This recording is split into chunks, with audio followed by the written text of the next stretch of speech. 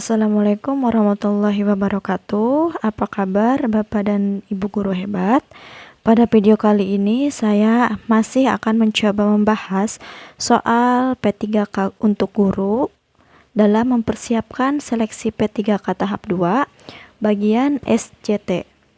Nah, langsung saja ke soal yang pertama. Anda adalah seorang guru yang baru saja mengamati bahwa kemampuan literasi siswa di kelas cukup rendah.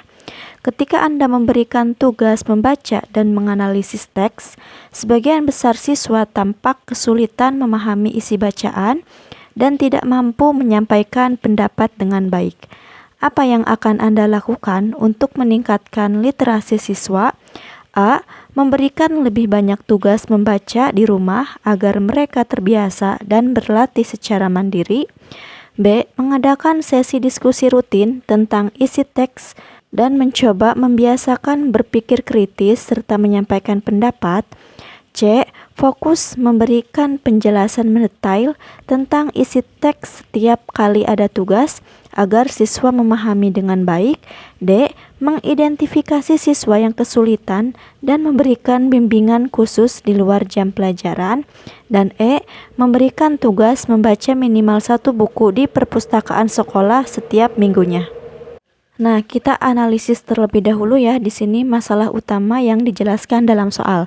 Untuk masalahnya, di sini ada kemampuan memahami isi bacaan rendah dan kesulitan menyampaikan pendapat. Nah, ini menunjukkan bahwa masalah literasi bukan hanya terkait dengan frekuensi membaca, tetapi juga pemahaman isi bacaan dan kemampuan berkomunikasi secara lisan ataupun tulisan. Nah, kita akan membahas untuk masing-masing opsi. Yang pertama, kita akan membahas opsi A, memberikan lebih banyak tugas membaca di rumah. Untuk opsi A ini hanya meningkatkan kuantitas membaca, belum tentu kualitas pemahamannya itu terasa. Tanpa bimbingan, siswa tetap bisa salah memahami isi teks. Kemudian di sini untuk opsi B itu mengadakan sesi diskusi rutin tentang isi teks. Mungkin opsi B ini lebih tepat dibanding dengan opsi A. Nah, di sini untuk diskusi aktif itu membantu siswa tidak hanya membaca secara pasif, tetapi juga terlibat secara kognitif dan sosial dalam proses literasi. Untuk opsi C di sini fokus memberikan penjelasan detail tentang isi teks. Ini hanya akan membuat siswa pasif dan tergantung pada guru, tidak membangun kemampuan berpikir mandiri atau keterampilan menyampaikan pendapat. Tentu yang opsi C ini kurang tepat ya. Kemudian juga opsi D, mengidentifikasi siswa yang kesulitan dan memberikan bimbingan khusus. Ini baik ya sebagai tindakan tambahan, tetapi tidak menjangkau semua siswa dan bukan solusi sistemik yang bisa diterapkan dalam pembelajaran reguler. Ini juga kurang tepat. Kemudian opsi E, memberikan tugas membaca minimal 1 buku di perpustakaan sekolah setiap minggunya. Nah, di sini juga membaca buku tambahan itu baik, tapi jika diiringi dengan bimbingan pemahaman dan diskusi, hasilnya bisa kurang maksimal. Nah, maka kesimpulan dari soal nomor 1 itu, pilihan yang tepatnya yaitu B. Selanjutnya, nomor 2, Anda mengajar di sebuah kelas di mana siswa tampak kurang antusias ketika diminta membaca buku bacaan wajib. Hasil evaluasi menunjukkan bahwa minat baca mereka rendah dan mereka jarang menyelesaikan bacaan secara tuntas. Apa langkah yang paling tepat untuk meningkatkan minat dan kemampuan literasi siswa? A. Mengajak siswa ke perpustakaan secara rutin dan memberikan waktu khusus untuk membaca di sekolah. B. Mengintegrasikan bacaan relevan dan menarik ke berbagai mata pelajaran untuk memperluas minat bacaan siswa. C. Memberikan daftar bacaan tambahan dan meminta siswa membuat rangkuman setiap minggu. Dan D. Memberikan sanksi bagi siswa yang tidak menyelesaikan bacaan sesuai tenggat waktu. Kemudian E. Membuat proyek kelompok di mana siswa harus membuat poster atau presentasi dari buku yang mereka baca. Nah, di sini kita bahas dulu ya masalah yang ada dalam soal. Di sini untuk masalahnya yang pertama itu ada minat baca rendah dan juga ada siswa yang jarang menyelesaikan bacaan secara tuntas, terutama terhadap buku bacaan wajib. Nah, maka masalah ini berkaitan dengan kurangnya ketertarikan terhadap materi bacaan yang disediakan, bukan hanya karena kurangnya kebiasaan membaca ya. Di sini maka solusi terbaiknya yaitu harus menyentuh aspek relevansi dan daya tarik bacaan, bukan hanya paksaan ataupun rutinitas ya. Kita bahas dulu untuk opsi A. Di sini untuk opsi A, mengajak siswa ke perpustakaan secara rutin dan memberikan waktu khusus untuk membaca di sekolah. Nah, ini juga baik untuk membiasakan membaca, tetapi belum menyentuh akar masalah minat dan relevansi bacaan. Berarti untuk opsi A itu kurang tepat ya. Kemudian opsi B, mengintegrasikan bacaan relevan dan menarik ke berbagai mata pelajaran. Nah, opsi B ini lebih tepat ya untuk jawaban pada soal nomor 2, karena di sini menyediakan bacaan yang dekat dengan minat dan kehidupan nyata siswa, sehingga akan meningkatkan keterlibatan emosional dan kognitif siswa. Kemudian juga ketika siswa menemukan konteks bacaan yang bermakna, yang relevan dengan kehidupan sehari-hari, mereka akan lebih terdorong untuk membacanya hingga tuntas. Kemudian opsi C, memberikan daftar bacaan tambahan dan meminta siswa membuat rangkuman setiap minggu. Nah, ini justru bisa dianggap sebagai tugas tambahan yang membebani, bukan solusi menarik bagi siswa yang minat bacanya rendah. Ini berarti opsi C kurang tepat. Kemudian opsi D, memberikan sanksi bagi siswa yang tidak menyelesaikan bacaan. Pendekatan hukuman ini malah bisa memperburuk motivasi siswa dan memperkuat asosiasi negatif terhadap membaca. Kemudian opsi yang terakhir, opsi E, membuat proyek kelompok dari buku yang mereka baca. Ini merupakan ide yang sangat kreatif, tetapi belum menjawab masalah minat terhadap bacaan wajib, jika bahan bacaannya tetap dianggap membosankan. Maka kesimpulannya untuk soal nomor 2, opsi B merupakan opsi yang paling tepat.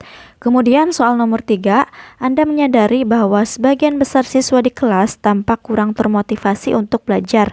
Mereka sering tampak pasif, jarang bertanya, dan hasil belajar mereka cenderung stagnan. Apa langkah yang paling efektif untuk meningkatkan motivasi belajar siswa? A. Memberikan penghargaan atau hadiah bagi siswa yang menunjukkan peningkatan atau prestasi tertentu. B. Memberikan tugas tambahan kepada siswa yang kurang bersemangat agar mereka terbiasa bekerja keras. C. Menghubungkan materi pelajaran dengan kehidupan sehari-hari agar siswa merasa pembelajaran lebih relevan. D. Mengadakan sesi konseling kelompok, menggali hambatan belajar yang dialami siswa lalu menyusun strategi sesuai temuan. Dan E. Membiarkan siswa memilih topik atau proyek yang ingin mereka kerjakan untuk memberikan rasa memiliki terhadap proses belajar. Nah, kita gali terlebih dahulu masalah yang ada dalam soal itu. Ternyata ada siswa yang kurang termotivasi dan bersikap pasif, serta jarang bertanya, dan hasil belajarnya yang stagnan. Ini menandakan bahwa motivasi intrinsik siswa itu sangat rendah. Mereka mungkin tidak melihat makna atau manfaat nyata dari apa yang mereka pelajari, sehingga tidak terdorong untuk aktif. Nah, kita bahas untuk opsi A di sini, memberikan penghargaan atau hadiah. Nah, pada opsi A ini hanya memicu motivasi ekstrinsik jangka pendek. Ketika hadiah hilang, semangat siswa bisa menurun lagi. Opsi A itu berarti kurang tepat. Kemudian opsi B, memberikan tugas tambahan kepada siswa yang kurang bersemangat. Nah, ini justru akan membuat siswa semakin terbebani dan enggan belajar karena merasa dihukum bukan didukung. Opsi B itu juga kurang tepat. Kemudian opsi C, menghubungkan materi pelajaran dengan kehidupan sehari-hari. Nah, di sini ini yang merupakan pendekatan yang konstekstual yang terbukti secara ilmiah dan praktis dapat membantu siswa melihat relevansi pembelajaran dengan pengalaman mereka sendiri. Opsi C sejauh ini yang paling tepat ya, yang paling relevan untuk nomor 3. Kemudian D, mengadakan sesi konseling kelompok. Ini baik sih untuk mengidentifikasi masalah, tapi bukan solusi utama dalam konteks kelas secara keseluruhan. Kemudian opsi E, membiarkan siswa memilih topik atau proyek sendiri. Strategi ini juga baik untuk meningkatkan otonomi, tetapi bisa kurang efektif jika dasar keterkaitannya pembelajaran dengan kehidupan nyata tetapi belum kuat, jadi tidak berkaitan dengan kehidupan sehari-hari. Maka untuk kesimpulannya, untuk nomor 3, opsi C merupakan opsi yang paling tepat. Untuk soal nomor 4, di kelas Anda ingin menerapkan pendekatan pembelajaran yang berpusat pada peserta didik. Namun, Anda menyadari bahwa sebagian siswa masih terbiasa dengan pola belajar pasif dan menunggu instruksi guru. Apa langkah yang paling tepat untuk membantu siswa beradaptasi dengan pendekatan ini? A. Memberikan kebebasan penuh kepada siswa untuk menentukan sendiri seluruh topik pembelajaran tanpa batasan. B. Memberikan tugas membaca dan meminta siswa mencari informasi sendiri tanpa memberikan arahan yang jelas. C. Tetap menggunakan metode ceramah karena siswa belum siap untuk belajar mandiri. D. Merancang kegiatan belajar mendorong siswa aktif seperti diskusi dan proyek dengan bimbingan yang terstruktur. E. Mengadakan pelatihan singkat tentang bagaimana cara belajar mandiri dan berkolaborasi sebelum memulai pembelajaran utama. Kita kaji dulu atau kita telaah terlebih dahulu masalah yang ada dalam soal. Di sini Anda ingin menerapkan pembelajaran yang berpusat pada peserta didik, namun masih banyak siswa yang pasif dan menunggu instruksi dari guru. Ini adalah situasi transisi dari pembelajaran tradisional ya, atau teacher center ke pembelajaran aktif atau student center. Maka strategi yang tepat itu harus bersifat bertahap dan perlu adanya dukungan yang terarah. Kita kaji dulu untuk opsi A di sini, memberikan kebebasan penuh kepada siswa tanpa batasan. Ini terlalu cepat dan ekstrim karena siswa belum memiliki kesiapan dan struktur sehingga bisa bingung dan frustasi. Opsi A menurut saya kurang tepat. Kemudian B, memberikan tugas membaca dan mencari informasi sendiri tanpa arahan. Ini juga mirip dengan opsi A ya, terlalu dilepas. Bisa membuat siswa kehilangan arah dan makin tidak percaya diri. Untuk opsi C, tetap menggunakan metode ceramah karena siswa belum siap. Ini mengabaikan tujuan awal bahwasanya di sini kita akan menerapkan pembelajaran yang berpusat pada siswa dan memperkuat ketergantungan kalau misalkan masih menggunakan metode ceramah. Ini juga kurang tepat. Kemudian opsi D, merancang kegiatan belajar yang mendorong siswa aktif dengan bimbingan yang terstruktur. Ini merupakan implementasi student center yang realistis dan efektif ya, terutama saat siswa masih dalam tahap adaptasi. Ini menurut saya opsi yang tepat. Kemudian kita lihat dulu untuk opsi E, mengadakan pelatihan singkat tentang belajar mandiri dan kolaborasi. Ini juga sebenarnya baik ya sebagai pendukung, tapi bukan inti dari perubahan pola belajar itu sendiri. Pelatihan saja tanpa praktik nyata itu tidak akan cukup. Nah, maka kesimpulannya untuk soal nomor 4 jawabannya itu D. Soal berikutnya nomor 5, Anda mengetahui bahwa seorang rekan guru di sekolah sering memberikan perlakuan istimewa kepada beberapa siswa tertentu, seperti memberikan nilai lebih tinggi tanpa dasar yang jelas. Hal ini mulai menjadi perhatian di kalangan siswa lain yang merasa diperlakukan tidak adil. Apa langkah yang paling tepat yang Anda lakukan? A. Membahas masalah ini secara pribadi dengan guru yang bersangkutan untuk memahami alasannya dan memberikan masukan. B. Melaporkan kasus ini secara langsung kepada kepala sekolah agar ditangani sesuai prosedur. C. Memberikan peringatan secara terbuka di rapat guru agar semua menyadari pentingnya bersikap adil. D. Mengabaikan masalah tersebut karena tidak ingin terlibat konflik dengan sesama guru. Dan E. Mengajak siswa yang merasa dirugikan untuk menyampaikan keluhan mereka langsung kepada guru tersebut. Nah, kita analisis dulu masalah yang ada dalam soal. Di sini masalah utamanya adalah ketidakadilan dalam perlakuan dan penilaian oleh seorang guru. yang sudah mulai disadari oleh siswa lain. Hal ini akan berdampak serius pada motivasi dan kepercayaan siswa terhadap sistem pendidikan, kemudian juga hubungan antar siswa, reputasi profesional guru, dan iklim sekolah secara umum. Kita kaji dulu untuk opsi A, membahas masalah ini secara pribadi. Nah, ini merupakan pendekatan yang sesuai ya dengan nilai kolaboratif dan reflektif dalam komunitas belajar profesional di mana guru saling mendukung untuk menjadi lebih baik. Kemudian untuk opsi B, melaporkannya langsung ke kepala sekolah. Nah, ini mungkin kalau misalkan dilaporkan secara langsung itu terlalu cepat dan bisa menimbulkan kesan tidak profesional jika belum dilakukan pendekatan personal terlebih dahulu. Kemudian juga langkah ini memang bisa dipertimbangkan jika pendekatan pribadi tidak berhasil atau pelanggaran terus berulang. Kemudian untuk opsi C, memberikan peringatan secara terbuka di rapat guru.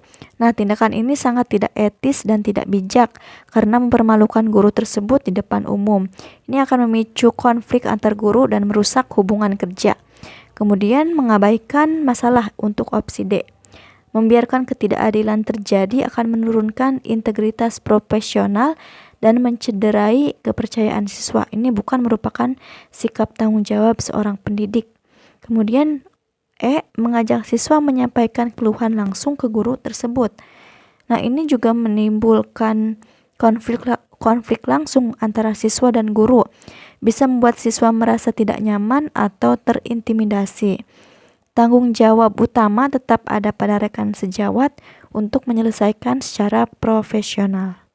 Nah, maka untuk nomor 5, opsi yang tepat itu opsi A. Ini adalah pendekatan yang paling berimbang, profesional, dan manusiawi untuk menangani isu sensitif ini. Soal berikutnya nomor 6, jika kamu adalah seorang guru, ketika mendapati seorang siswa kedapatan mencontek saat ujian berlangsung, maka apa tindakanmu? A. Memberikan teguran langsung di tempat dan membatalkan ujian siswa tersebut. B. Menyita lembar ujian siswa itu tanpa menegurnya agar tidak mengganggu suasana kelas. C. Membiarkan saja untuk sementara dan memanggil siswa tersebut setelah ujian selesai untuk berdiskusi. D. Langsung melaporkan kejadian ini kepada wali kelas atau pihak sekolah untuk penanganan lebih lanjut. Dan E. Memberikan kesempatan kepada siswa tersebut untuk memperbaiki sikapnya dengan ujian ulang. Di sini kita kaji terlebih dahulu masalah yang ada dalam soal. Di sini ada kasus mencontek saat ujian merupakan pelanggaran integritas akademik. Di sini namun ya sebagai seorang guru, pendekatan yang dilakukan haruslah mendidik, bukanlah sekedar menghukum. Kita kaji terlebih dahulu untuk opsi A, memberikan teguran langsung dan membatalkan ujian. Nah, tindakan ini terlalu reaktif dan menghukum. Ini juga bisa mempermalukan siswa dan menimbulkan emosi negatif yang membuatnya semakin takut ya atau akan semakin menjauh dari proses belajar. Belum tentu juga itu akan menyelesaikan akar dari masalah tersebut. Opsi A itu kurang tepat. Kemudian opsi B, menyita lembar ujian tanpa menegur. Tindakan ini pasif dan tidak mendidik. Nah, di sini tanpa adanya komunikasi, siswa tidak akan belajar dari kesalahan dan mungkin akan mengulanginya. Kemudian untuk opsi C, membiarkan saja untuk sementara dan memanggil siswa tersebut setelah ujian selesai untuk berdiskusi. Ini merupakan opsi yang paling tepat di antara opsi A dan B. Kemudian untuk opsi D, langsung melaporkannya ke wali kelas atau pihak sekolah. Ini terlalu cepat dan berpotensi menciptakan jarak emosional antara guru dan siswa. Kemudian untuk opsi E, memberikan kesempatan ujian ulang tanpa diskusi. Ini terlalu permisif dan mengabaikan proses pembelajaran karakter. Tanpa pemahaman dan refleksi, siswa mungkin tidak merasa bersalah dan hanya melihat ujian ulang sebagai solusi yang mudah. Nah, maka untuk nomor 6, itu jawaban yang tepat itu C. Kemudian soal nomor 7, Anda menyadari bahwa sebagian besar siswa di kelas Anda mengalami kesulitan dalam memahami konsep dasar matematika seperti pecahan dan desimal. Saat Anda mencoba menjelaskan dengan metode konvensional, sebagian besar siswa terlihat bingung dan tidak bersemangat mengikuti pelajaran. Anda ingin meningkatkan kemampuan numerasi mereka secara efektif. Apa tindakan paling tepat yang Anda lakukan? A. Mengganti metode mengajar dengan pendekatan kontekstual menggunakan contoh kehidupan sehari-hari yang relevan dengan siswa. B. Memberikan tugas latihan tambahan sebagai PR agar siswa bisa lebih sering berlatih di rumah. C. Melaporkan masalah ini kepada kepala sekolah agar mendapat bantuan dari guru matematika senior. D. Memberikan soal-soal ujian dengan tingkat kesulitan lebih rendah agar siswa merasa percaya diri. E. Menyampaikan kepada orang tua siswa agar mereka memberikan les tambahan di luar sekolah. Nah, kita kaji dulu masalah yang ada dalam soal itu. Adanya kesulitan siswa dalam memahami konsep dasar seperti pecahan dan desimal. Seringkali bukan karena ketidakmampuan, tetapi karena memang materinya dirasa abstrak dan jauh dari kehidupan nyata. Kemudian juga yang paling penting itu kurangnya keterkaitan dengan pengalaman sehari-hari. Nah, di sini untuk opsi A, mengganti metode mengajar dengan pendekatan kontekstual menggunakan contoh kehidupan sehari-hari yang relevan dengan siswa. Langsung saja untuk opsi A ini menurut saya merupakan opsi yang paling tepat karena pendekatan kontekstual membantu siswa menghubungkan konsep matematika dengan situasi nyata sehingga mereka akan lebih mudah memahami dan memaknai. Untuk opsi B, memberikan PR latihan tambahan. Nah, latihan memang penting, tetapi jika konsepnya belum dipahami, latihan justru bisa membuat siswa frustasi dan kehilangan minat belajar. Untuk opsi C, melaporkannya ke kepala sekolah. Masalah pembelajaran adalah bagian dari tanggung jawab profesional guru, dan seharusnya memang ditangani langsung di kelas terlebih dahulu dengan strategi pembelajaran yang lebih tepat. Ini bukan solusi yang tepat. Untuk opsi D, memberikan soal lebih mudah. Ini hanya menyentuh permukaan masalah, tidak membantu siswa memahami konsep secara mendalam. Justru ini bisa menurunkan standar pembelajaran dan membuat siswa kurang tertantang. Ini opsi yang kurang tepat. Kemudian opsi E, menyarankan les di luar sekolah. Solusi ini bisa membebani siswa dan orang tua dan tidak semua keluarga mampu ya secara finansial. Maka untuk soal nomor 7, jawaban yang paling tepat itu opsi A. Untuk soal nomor 8, seorang siswa tampak sering murung, menarik diri, dan prestasi akademiknya menurun drastis. Setelah Anda selidiki, siswa tersebut ternyata sedang mengalami konflik keluarga yang cukup berat. Namun, siswa itu menolak untuk bercerita lebih lanjut dan mengatakan bahwa ia tidak ingin masalah pribadinya diketahui orang lain. Apa tindakan paling tepat yang Anda lakukan sebagai guru BK? A. Menghargai keputusannya dan tidak membahas masalah tersebut lagi demi menjaga privasinya. B. Melaporkan kondisi siswa tersebut ke wali kelas dan orang tua agar segera mendapat penanganan lebih lanjut.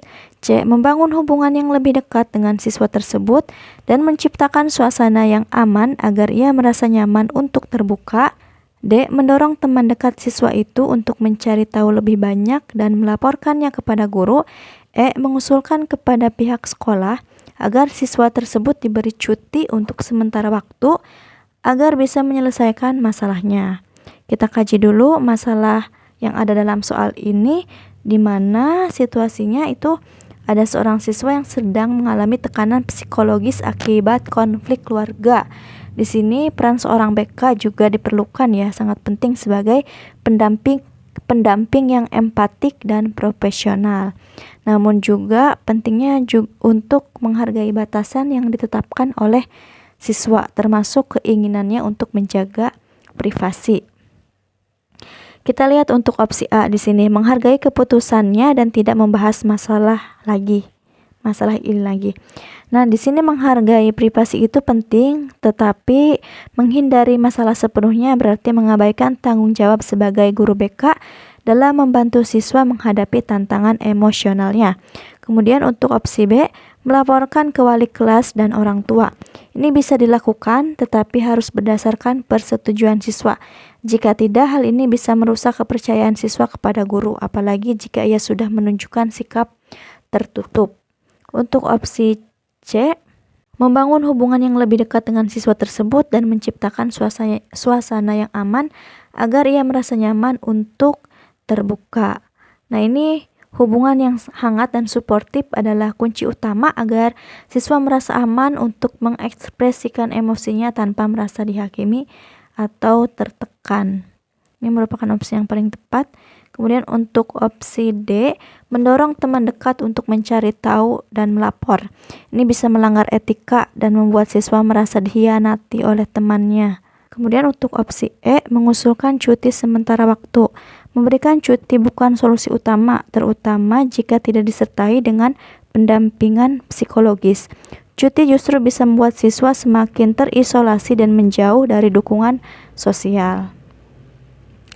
Maka soal nomor 8 yang paling tepat itu opsi C.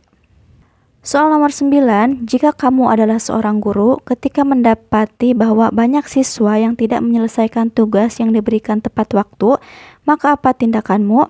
A. Memberikan peringatan keras kepada siswa yang belum menyelesaikan tugas agar mereka segera menyelesaikannya.